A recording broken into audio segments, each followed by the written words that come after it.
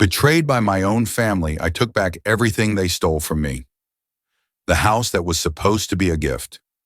I'm Min, 32 years old, and I worked my entire life to build a stable future.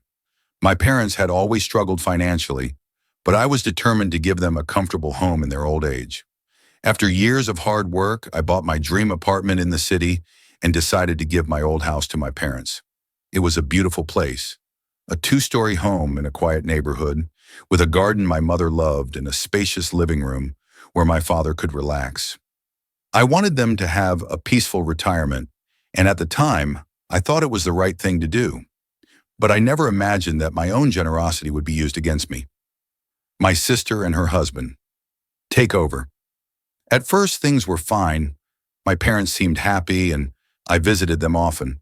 But after a few months, my younger sister, Trang, and her husband moved in without asking me. Trang had always been the golden child, the one my parents favored, no matter what she did. She never worked hard, never contributed financially, and was always rescued by my parents whenever she got into trouble. Her husband, Duke, wasn't any better. He was unemployed and lazy, constantly sponging off my parents.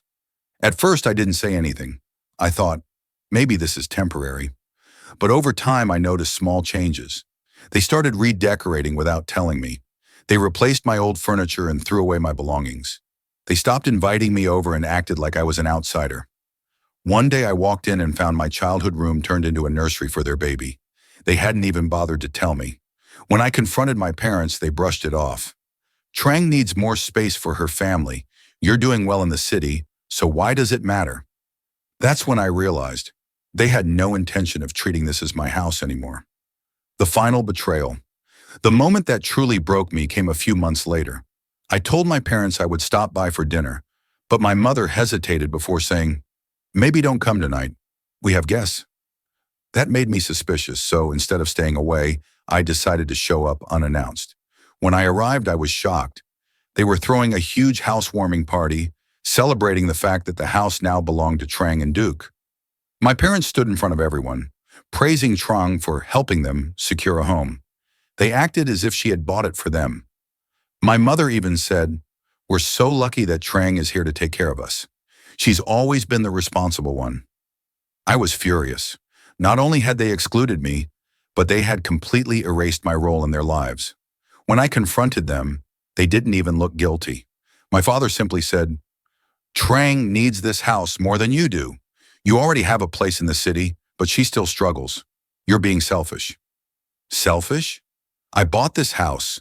They thought they had won until I took it all back. I took a deep breath, calmed myself down, and said the words that would change everything. "I see, but there's one thing you forgot. The house is still in my name." Silence. Trang's face went pale. My father's jaw clenched. My mother stammered, "Well, what do you mean?" I pulled out my phone and showed them the property documents.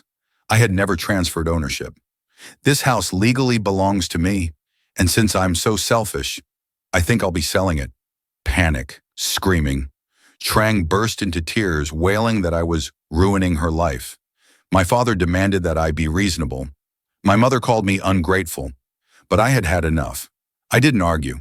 I simply put the house up for sale the next morning. The fallout: within a month, I sold the house to a new buyer. My parents and Trang were forced to move out, scrambling to find somewhere else to live. My sister begged me not to sell, saying she had nowhere to go. I reminded her, "You have our parents. They've always put you first. I'm sure they'll figure something out." I cut off contact after that. They tried calling, guilt-tripping me with messages like, "How could you do this to your own family? We raised you, and this is how you repay us? You've changed.